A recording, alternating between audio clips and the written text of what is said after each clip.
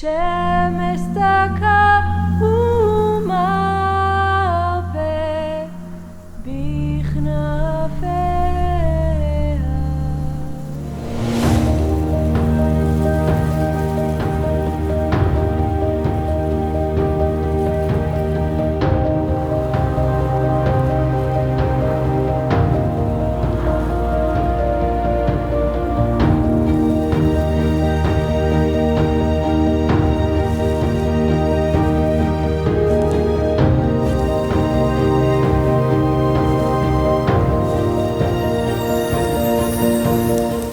She, Naomi, saw that she, Ruth, was utterly determined to go with her.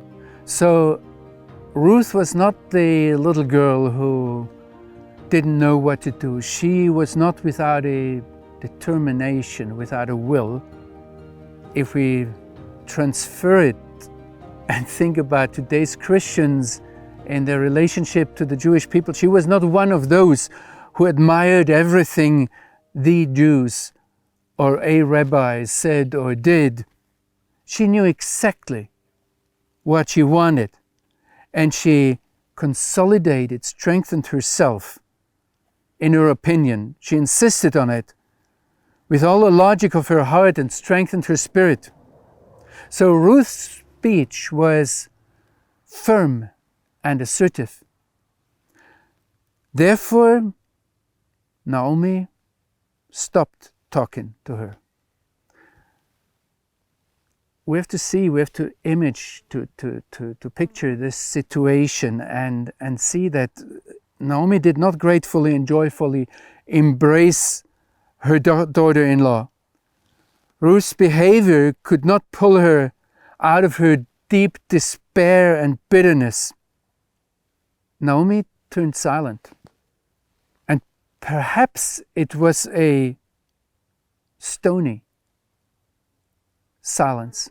We don't know. But the wording here suggests that she made a decision and said, no, I don't talk to her anymore. So they went together until they reached Bethlehem. This sentence, that they went together, somehow reminds us of the situation when Abraham and Isaac went in the direction of Mount Moriah to bind Isaac.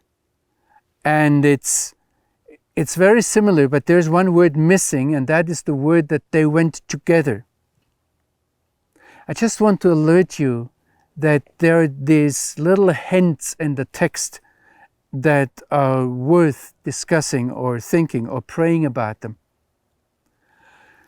So when they arrived in Bethlehem, the whole city was stirred up because of them, and the women, I have to insert here, it's not written in the text, but the grammatical form tells me that it were the women of Bethlehem said, "Isn't that Naomi?"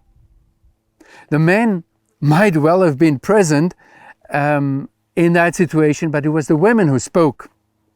In the text, we don't hear the tone, whether it was shock or glee or mockery, excitement, horror, curiosity, joy, consternation, sympathy, anger, or some combination of these emotions. You decide.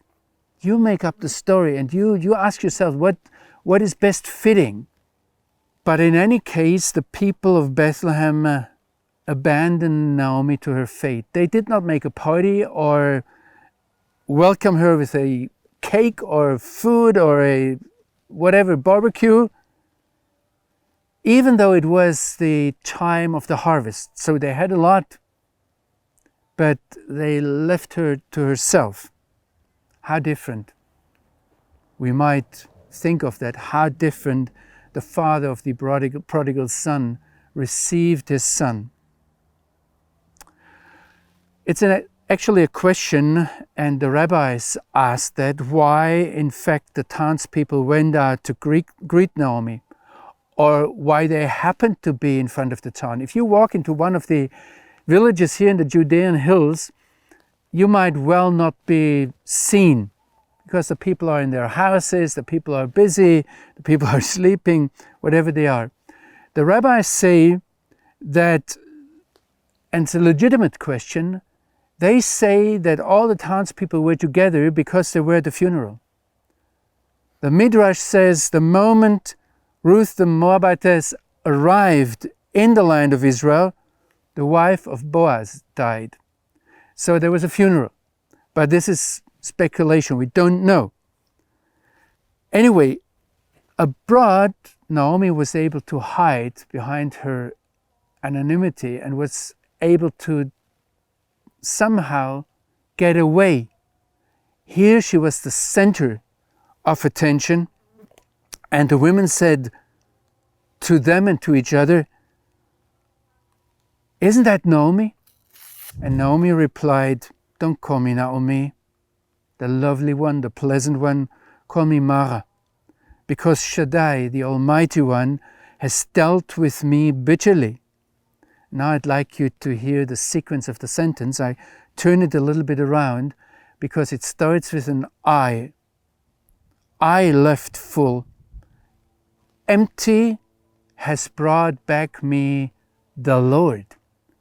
It's very interesting that this sentence starts with myself and it closes with the Lord. It's the question, why is Naomi always pointing back to the Lord, to God as source of her misery? Is it criticism? Is it acceptance that she says yes to the decree of God? We do not know. And the text doesn't tell us. Actually, the rabbinic tradition is quite harsh on Naomi. They say wherever there is suffering, the Lord points to sin. And we have to say, He has discovered my sin.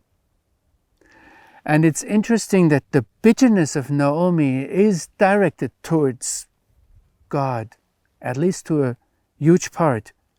And in that she mirrors the situation of the nation at that time.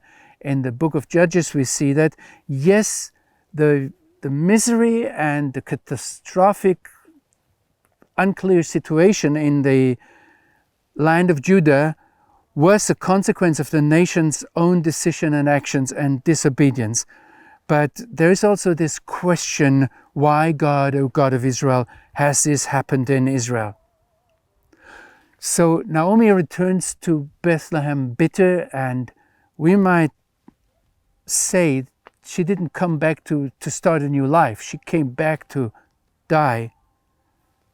To this also points Ruth saying that wherever you die, I will die. Naomi returned with Ruth, the Moabitess, her daughter-in-law, from the fields of Moab, and they arrived in Bethlehem in the beginning of the barley harvest. Oh, we have to look at this last verse once more.